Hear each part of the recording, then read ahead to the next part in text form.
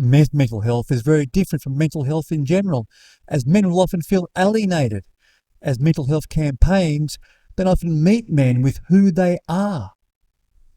Therefore, we need to understand the man. Where psychologically, men will internalise, bottling up their thoughts, acting stoic. And research tells us that men will compensate their masculinity.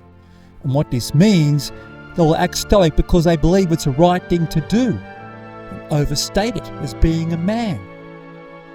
And this reveals a paradox when it comes to men. As the problem, when men internalise their thoughts, they will later externalise into anger, alcohol, and impulsive behaviour, which also explains why 3 in every 4 suicides are male.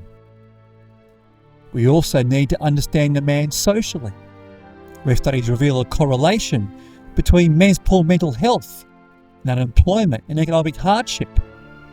And this goes beyond the man being the provider, but it reveals that men feel the need to be recognised by someone or something, among others. It's all very well that men should go out in the world and state their vulnerability, and all will be well. And yet, we live in a competitive world. So if men prefer to act stoically when it comes to facing their problems, we need to allow them to be stoic. But we can redefine what stoicism means. And if we look back into the history of stoicism, through Seneca, Aurelius and Epictetus, it isn't about internalising our thoughts, it's about understanding them. And being stoic, and the essence of our resilience, is how we respond to our troubles. That being a man isn't about being a species, it's about who we are as an individual, and facing our problems through our own values, and not through an overcompensating masculinity, just for the sake of it. It is to realise that vulnerability is in every man, and taking solace that we are not alone in our suffering.